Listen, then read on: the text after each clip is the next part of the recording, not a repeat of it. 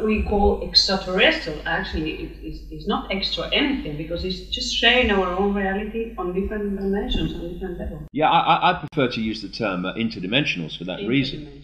And this force that I'm saying is manipulating our world operates overwhelmingly outside of the frequency range that we can decode. Because that's its state, that's its vibrational state, basically. That's that you know, what you're vibrating to, you experience. I mean, you know, it's like a radio. If you tune it to radio 1, your experience is radio 1, because that's the frequency you're tuned to. Move the dial to radio 2, now your experience is radio 2. But if you're on radio 2, you cannot experience radio 1. It's a different frequency. It's real simple that way.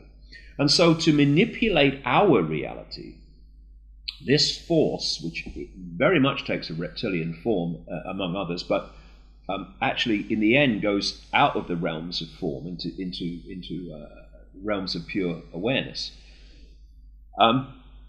it needs to manipulate our world. It needs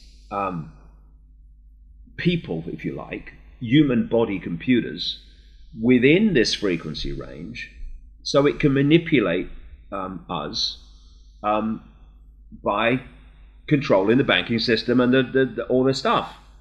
And thus, this is where these hybrid bloodlines come from, which the ancients all over the world talked about, the creation of these hybrid bloodlines.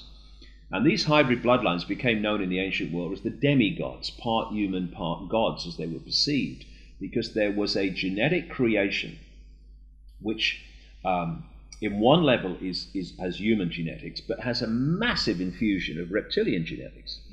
And these are the bloodlines that run the banking system, the political system, own the media, and all that stuff.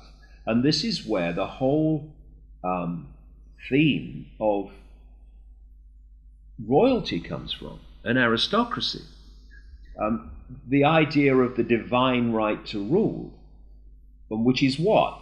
The right to rule over people because of your genetics. I mean, 2 hours from here in London, we have a head of state, Queen Elizabeth, who is only head of state because of her bloodline, her genetics. The ancient Chinese emperors used to claim the right to be emperor because of their genetic connection to the serpent gods, and so on and so forth. It was this hybrid genetics that this whole royalty aristocracy stuff all over the world came from.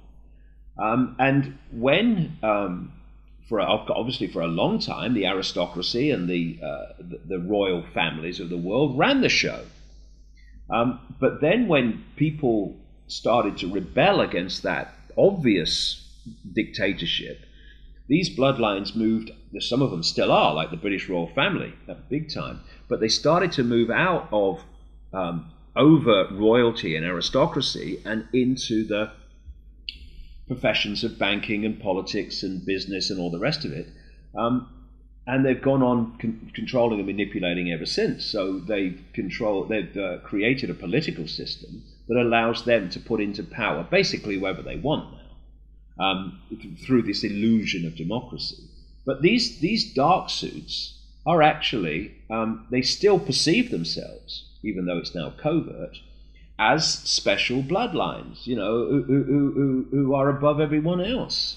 And while some are overtly doing that, like the British royal family, the Spanish royal family, most of them are operating under the radar in society in general, but they're still the ones who are the hybrid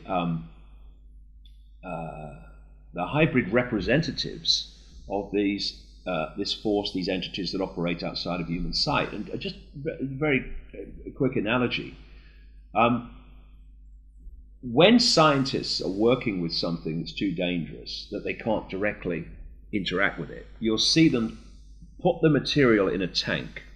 They'll stand outside the tank, and then they'll put these long gloves on to work with the material in the tank. Well, if you take the scientists to be these entities operating outside of human perception, you take the tank to be our reality, and you take the gloves to be these bloodlines, that are representatives within this reality of this force. That is basically the dynamic, the association between them.